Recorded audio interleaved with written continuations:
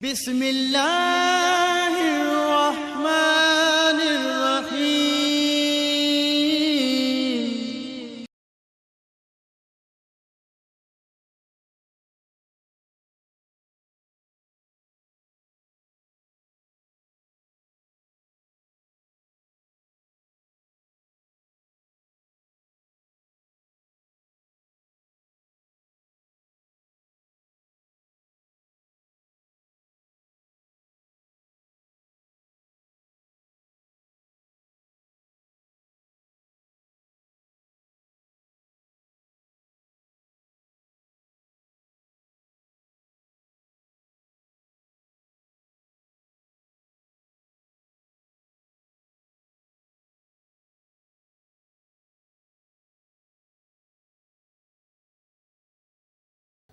نحمده ونصلي على رسوله الكريم أما بعد فأعوذ بالله من الشيطان الرجيم بسم الله الرحمن الرحيم يحبونهم كحب الله والذين آمنوا أشد حبا لله آمنت بالله صدق الله خالقنا العظيم۔ محترم سامعین، السلام علیکم ورحمۃ اللہ وبرکاتہ۔ میں قاری محمد الیاس آزاد ہزاروی شاذلی اپنے چینل سے آپ کے ساتھ مخاطب ہوں اور خوش آمدید کہتا ہوں۔ دنیا انسانیت کی بقا اللہ نے مرد اور عورت کے باہمی تعلق پہ رکھی ہے۔ یہ تعلق جس طرح گہرا ہوگا، محبت اور الفت سے لبریز ہوگا، اس کے اثرات اسی طرح خوشنما، بہترین اور اعلیٰ قسم کے ہوں گے۔ یہ اللہ رب العزت نے انسانی فطرت کے اندر یہ چیز رکھی ہے کہ انسان جس چیز سے محبت کرتا ہے، اس چیز کی الفت، اس چیز کی جو صحیح حقیقی محبت ہے، وہ دل کے اندر خود بخود آ جاتی ہے۔ اور جس چیز سے نفرت کرتا ہے، اس کی برائی اور نفرت بھی اور اس کی گھٹن بھی انسان محسوس کرتا ہے۔ یہ اللہ نے مرد کی فطرت کے اندر عورت کی طرف ایک خاص میلان، ایک محبت رکھ دی، اسی طرح عورت کے اندر بھی اللہ رب العزت نے اس چیز کی وضعیت رکھی۔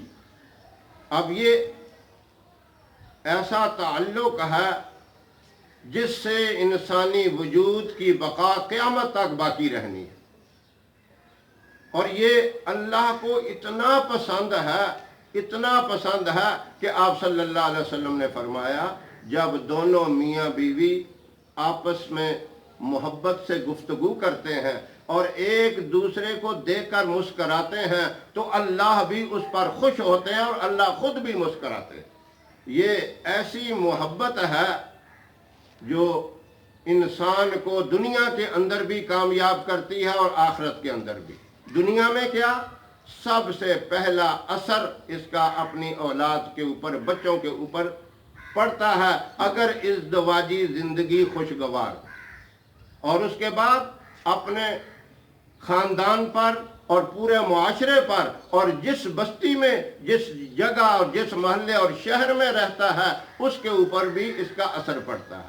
اور اگر سارے ہی یہ محبت کرنے لگ جائیں تو پورے ملک کے اندر اور پوری دنیا کے اندر جو ہے ایک محبت کی فضا قائم ہو جائے اور اللہ کی رحمت کا نزول ہو جائے۔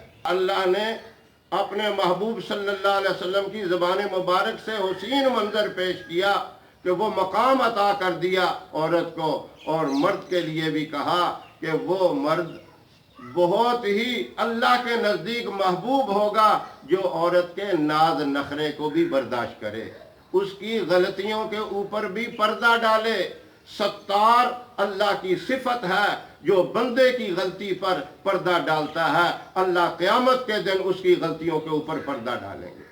ایک اللہ والے کا واقعہ ہے، اس کی بیوی سے ایسی غلطی ہو گئی، ایسی خطا ہو گئی، اگر وہ اس کو طلاق دینا چاہتا تو طلاق بھی دے سکتا تھا، اتنا جرم تھا، لیکن اس نے کہا میں تجھے اللہ کی بندی سمجھ کے معاف کرتا ہوں۔ نبی کریم صلی اللہ علیہ وسلم نے فرمایا قیامت کے دن اللہ بھی اس کو کہیں گے میں تجھے اپنا بندہ سمجھ کے معاف کرتا ہوں۔ کتنا بڑا یہ انعام ہے۔ آج یہ مجھے مسئلہ بتانے کی، یہ بات بتانے کی اس لیے ضرورت پڑی کہ مجھے کوئی دن خالی نہیں آتا، ایسی میری بہنوں کے، ایسی بیٹیوں کے فون آتے ہیں جو بتاتی ہیں کہ ہمیں اتنی پریشانی ہے، ہمارے ساتھ سیدھے منہ سے کوئی بات بھی نہیں کرتا، ہمارا شوہر بیرون ممالک میں بھی ہے، سال گزر جاتا ہے ہمیں خرچہ تک نہیں بھیجتا۔ یہ چیزیں انتہائی ناروا ہیں اور اللہ کے نزدیک یہ بہت ہی بدترین چیزیں ہیں۔ اللہ نے تو محبتوں کو دنیا کے اندر پھیلانے کا حکم دیا۔ میں نے جو آیت یہ پڑھی ہے یہ اتنی مبارک ہے محبتوں کے لیے۔ اللہ فرماتے ہیں یحبونہم کحب اللہ، ایسے محبت کرو جیسے اللہ اپنے بندوں سے محبت کرتا ہے۔ اللہ کی محبت ایک ماں سے بھی 70 گنا زیادہ محبت ہے۔ والذین آمنوا اشد حبا للہ، ایمان والوں کی بہت ہی زیادہ اللہ کی ذات کے ساتھ محبت ہونی چاہیے۔ اب محبت کا لفظ تو ایک ہی ہے، لیکن جب اللہ سے محبت ہوگی اس کا تصور کچھ اور ہوگا۔ جب ہم اپنے پیارے نبی محمد رسول اللہ صلی اللہ علیہ وسلم سے محبت کریں گے اس کا تصور کچھ اور ہی ہوگا۔ بھائی سے محبت ہوگی اور ہی تصور ہوگا، اپنے دین اسلام سے محبت ہوگی اس کا تصور اور ہی ہوگا، ماں سے محبت ہوگی اس کا تصور اور ہوگا، باپ سے محبت ہوگی اس کا تصور اور ہوگا، اللہ کے گھر بیت اللہ سے محبت ہوگی اس کا تصور اور ہوگا، بیوی سے محبت ہوگی اس کا تصور اور ہوگا۔ اس طرح آپ خود یہ سمجھتے ہیں کہ یہ محبت کا لفظ کتنا وسیع ہے۔ کسی نے خوب کہا فرصت زندگی کم ہے محبتوں کے لیے، لاتے ہیں وقت کہاں سے لوگ نفرتوں کے لیے۔ نیت کر لیں اور اس کے لیے ایک مجرب وظیفہ بھی ہے، یہ وظیفہ بھی کریں، انشاءاللہ آپ محبت کی نیت سے گھر کے اندر یہ وظیفہ اگر کریں گے، گھر سے باہر ہیں آپ، بیرون ممالک میں ہیں، وہاں بھی کریں گے تو ضرور آپ کو فائدہ ہوگا۔ فائدہ صرف دنیا میں نہیں ہوگا بلکہ آخرت میں بھی فائدہ ہوگا۔ اس کا جو مجرب وظیفہ ہے وہ آپ اچھی طرح سن لیں اور سمجھ لیں، انشاءاللہ اس وظیفے کی برکت سے محبت بری زندگی آپ کو نصیب ہوگی۔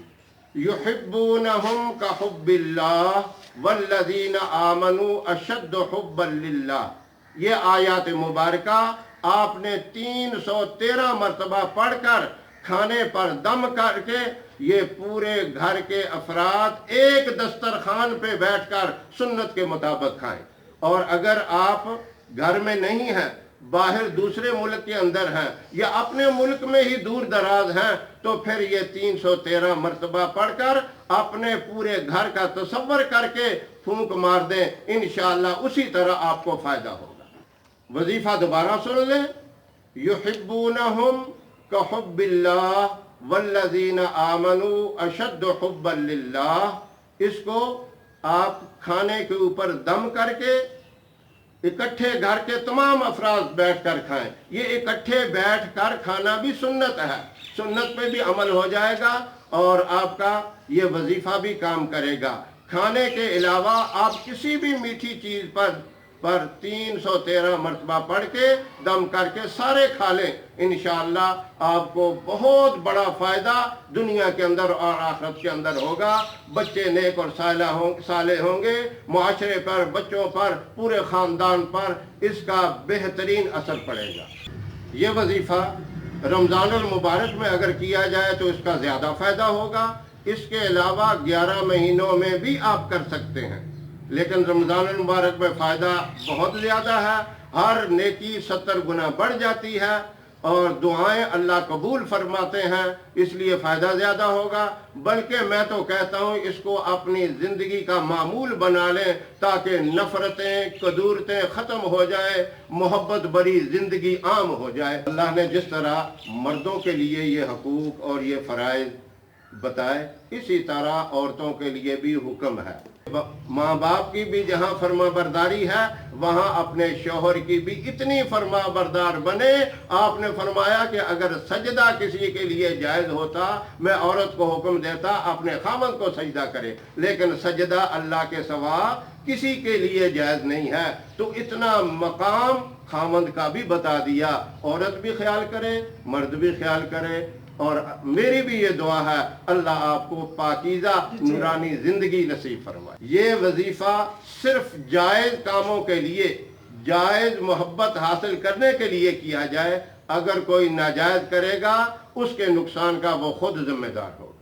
ان مبارک باتوں پہ اللہ مجھے بھی آپ سب کو عمل کی توفیق عطا فرمائے۔ ہماری ویڈیو آپ کو پسند آئے اسے لائک کریں، شیئر کریں اور ہمارے چینل کو ضرور سبسکرائب کریں۔ اللہ آپ کا حامی و ناصر رہے۔ وآخر دعوانا ان الحمدللہ رب العالمین۔